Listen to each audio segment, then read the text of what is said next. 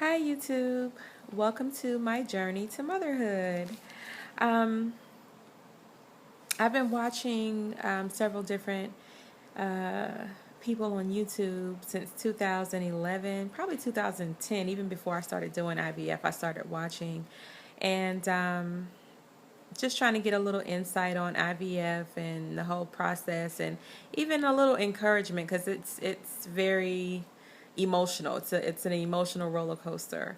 In any case, my journey actually started back in 2011. I did a regular IVF cycle with ICSI, and that was BFN.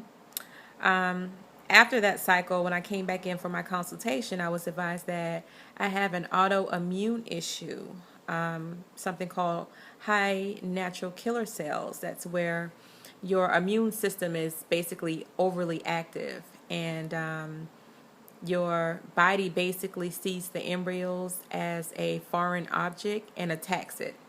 So I was advised if I was to do IVF again, I needed to do something called an Intralipid infusion to suppress my immune system. So we went to go through the second cycle in 2012. For some reason, the stemming just wasn't up to par, so that cycle was canceled.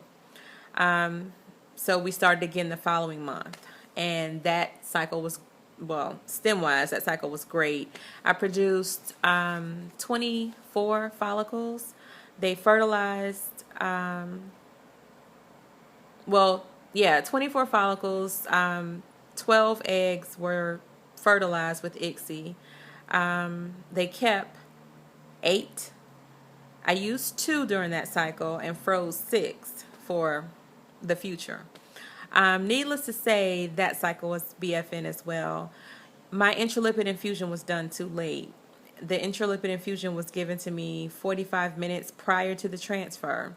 So at that time, I researched everyone. No one really in my RE's office really knew much about high natural killer cells and intralipid as far as timing and things like that. It was just pretty much, well, this is what we can do. Let's try it and see if it works. So I was game for trying it. In any case, I took some time off after that and researched on my own, and also consulted with a doctor in Dallas, Texas, Dr. Shear, and I'll provide his information on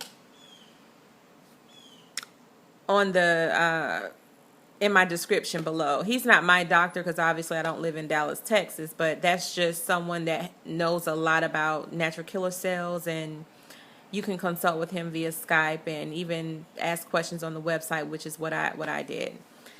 In any case, so here we are in 2014, and I'm starting a frozen embryo transfer cycle this time. And this cycle is way different. It's so much longer. Oh my gosh. I'm like, can we get the embryos in me already? This cycle, I started my birth control pills probably in either April. I can't remember. Either April or the beginning of May.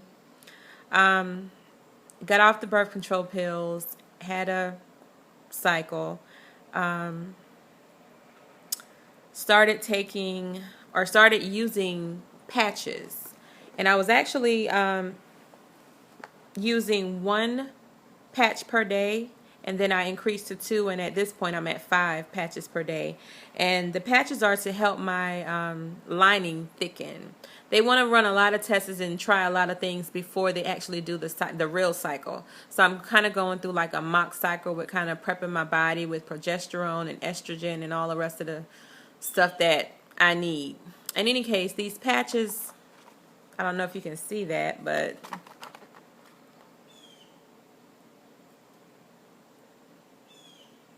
hopefully you can see that.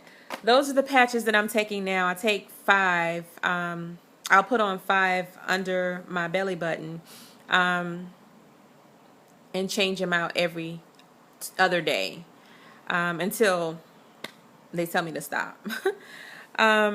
I'm also taking prenatal vitamins.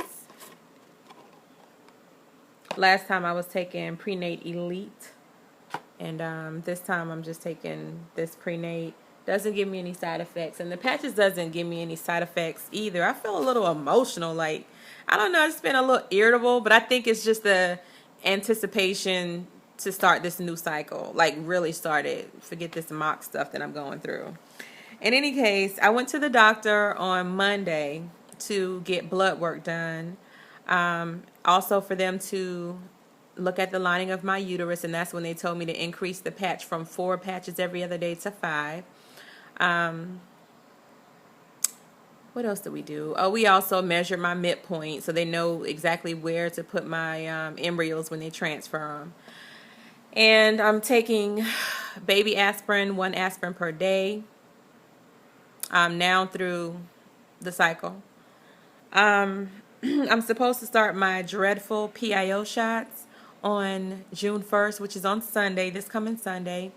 For some reason, this time they want me to do the shots in the morning. Yeah.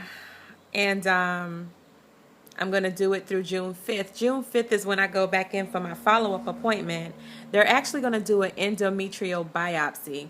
I was kind of iffy about that because I'm like, why you want to cut a piece of my uterus out? I need all of my uterus to house my babies. In any case, they advised me that, and I also researched this because I research everything. I get the information I get from the doctor's office, but please believe me, before I go to the doctor and after I leave the doctor, I'm researching all day, every day, so I can make sure we are all on one accord this time, because it's too much money to, that we invest in IVF. I don't get it for free, and I know you ladies don't get it for free either. So it's like, it's too much money to invest in something like this and kind of float around and make a whole bunch of mistakes. So it's best that I try to gain as much knowledge as I possibly can. In any case, I researched information on endometrial biopsies, and I've seen that it's supposed to be a good thing. We shall see.